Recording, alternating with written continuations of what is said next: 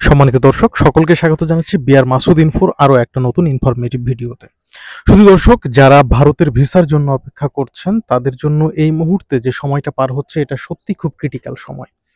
তো এখন আপনি চাইলেও স্বাভাবিকভাবে কিন্তু ভারতীয় ভিসার জন্য আবেদন করতে পারবেন না। কারণ বিগত আ কয়েক মাস আগে যারা অনলাইনে আবেদন করেছিল তাদের ফর্মগুলোই এখন পর্যন্ত জমা হয়নি। অর্থাৎ তাদের ফাইলগুলো এখন পর্যন্ত জমা হয়নি।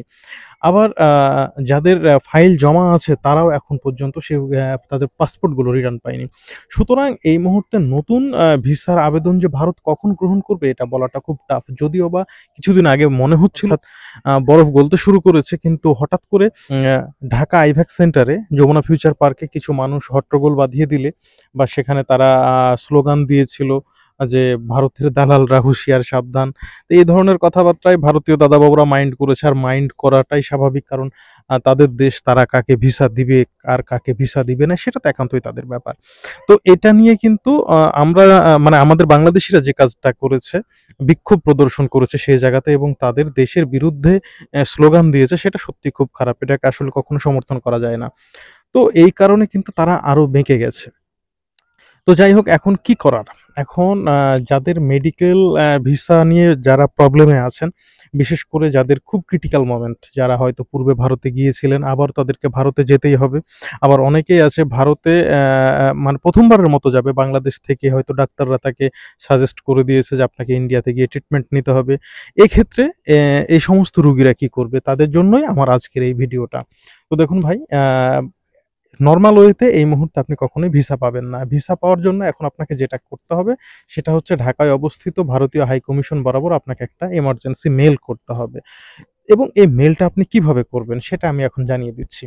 দেখুন, ভারতীয় ভিসা আবেদনের জন্য, বিশেষ করে মেডিকেল ভিসা আবেদনের জন্য যে সমস্ত ডকুমেন্টস গুলো লাগে সেই সমস্ত ডকুমেন্টস গুলো অবশ্যই আপনাকে স্ক্যান করতে হবে।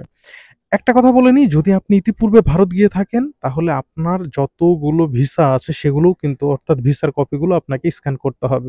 আপনি যদি ১ম বারের জন্য ভারত যান এবং সেক্ষেত্রে আপনাকে বাংলাদেশের কোন ডাক্তার সাজেস্ট করেছে সেই সাজেস্টের কপিটাও কিন্তু আপনাকে স্ক্যান করতে হবে। এবং আপনি যারা আগে ভারতে গিয়েছেন তাদেরকে যদি ডাক্তারে সাজেস্ট করে থাকে যে আপনাকে এতদিন পরে আবার ভারতে আসতে হবে, তাহলে সেটাও আপনাকে সেখানে লিখে দিতে হবে।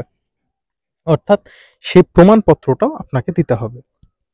এরপরে আপনি খুব শর্টে মেইলের গায়ে আপনি খুব শর্টে আপনি আপনার হিস্ট্রিটা লিখবেন। আবার হিস্ট্রিটা এত যেন বড় না হয় যে তারা পড়তে বিরক্ত বোধ করে। তো আপনি খুব শর্টে চেষ্টা করবেন ৪ থেকে ৫ লাইনের মধ্যে লিখে দিতে, এবং কিভাবে লিখবেন তার একটা ডেমো আমি আমার ডেসক্রিপশন বক্সে দিয়ে দিচ্ছি। ঠিক এভাবে লিখলেই হবে। এরপরে আপনি মেইলটা করবেন এবং মেইলটা করবেন কোন অ্যাড্রেসে? বেশ কয়েকটা অ্যাড্রেস আছে, তার মধ্যে একটা হচ্ছে visahelp@ivac.pt.com। এছাড়াও আরো ২ টি মেইল আছে যেগুলো আমি আমার ডেসক্রিপশন বক্সে দিয়ে দিচ্ছি। আ মেইল অ্যাড্রেসগুলোতে আপনি আপনার নিজস্ব মেইল থেকে মেইল করবেন। ঠিক আছে? এটাই সবচাইতে উত্তম হবে। এবং আশা করা যায় যদি ভারতীয় কর্তৃপক্ষের নজরে এটা পড়ে তাহলে খুব স্বল্প সময়ে, হয়তো ২-৩ দিনের মধ্যেই আপনাকে ইন্ডিয়ান হাই কমিশনে ডেকে আপনাকে ভিসা দিয়ে দিতে পারে বা দিয়ে দেওয়ার সম্ভাবনাটাই খুব বেশি। এবং এটা ছাড়া এই মুহূর্তে ইন্ডিয়ান ভিসা পাওয়ার আর কোনো সোজা রাস্তা আমার কাছে জানা নেই। তো আমি দোয়া করি যারা মেডিকেল ভিসা প্রার্থী আছেন তাদের প্রতি আল্লাহ সহায় হোক এবং তারা ভারতে যাওয়ার সুযোগ পান। সকলকে ধন্যবাদ। আসসালামু আলাইকুম।